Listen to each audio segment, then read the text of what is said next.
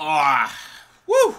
Anyway, Jared Poland for FroKnowsPhoto.com. So it's been a while since I've done a What's in My Bag. For those of you who are new to my site, I used to talk about what's in my bag. I used to give some insight, what I carry around, why I carry it around, and I haven't done it in a while. One, because I did just about everything that was in my bag. But two, I just haven't done it in a while, and people have been asking recently, they want to know what's in my bag. So now that I have a lot of different equipment, you know, I'm going to start it back up again.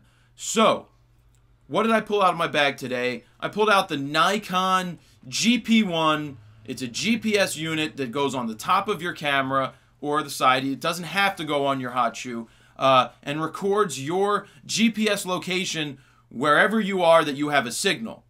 So, where did I use it? I've used this in Israel. I've taken it around the world. And what was interesting in Israel is that when I brought up Google Maps to see what, you know, to zoom in on the location I was at, like I could do in the US, I could zoom straight down in Google Maps all the way to the ground level. I realized in Israel you can't. You can only get to like a couple zooms in, so you have a whole overview of the location. And I finally figured out why they do that. One, GPSs don't work very well in Israel. Well, people can't drive. They suck at driving in Israel. They'll cut off an 18-wheeler just to cut them off because they don't know anything. They can't drive. But that's a whole nother thing. So the GPSs are terrible there, and they limit the view of a map that you can do. Now, why would they do that in Israel? Well, terrorists. They don't want people plotting bombings like they did in India a couple years ago, where they used GPSs to search everything out. But this isn't about terrorism, but for me to talk about. But that's what they do.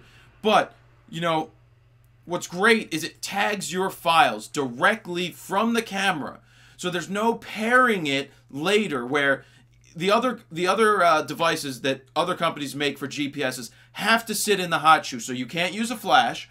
They record the data into the device that isn't plugged into your camera. What's that mean? That means you have to pair it later in the computer. That's another step you have to take, and that's a pain in the ass. I don't want to take extra steps. I want to do it as simple as possible. This is about a $200 unit from Nikon. You need a 10-pin to use it. So I believe a D90 and up would have that. I'm pretty sure. But what I'm thinking is in the future, you're going to start to see the lower-end Nikons have built-in GPSs. Now, what are the downfalls to this device?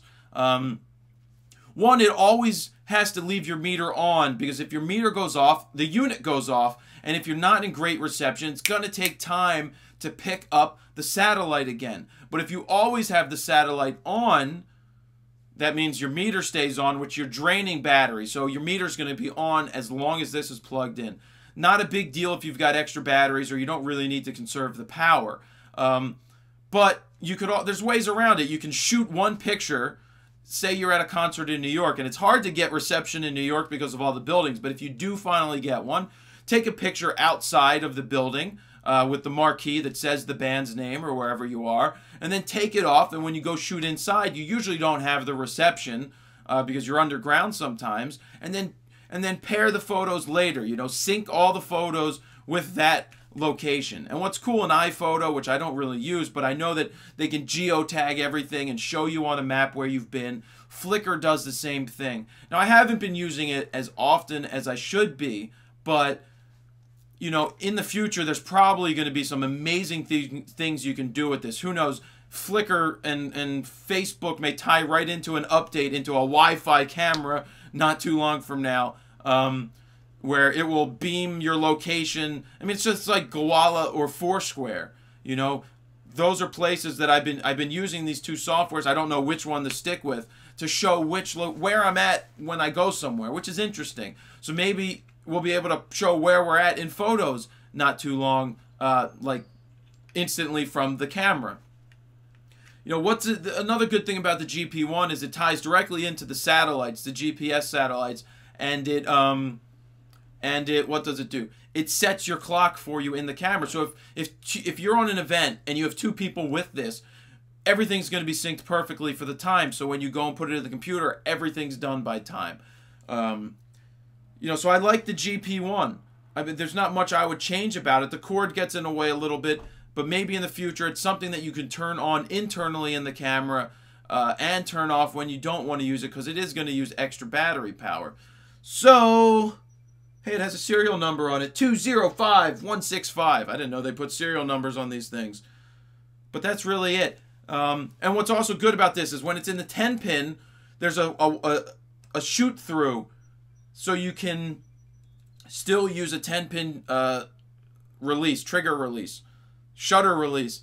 So that's really it. You know, I like it.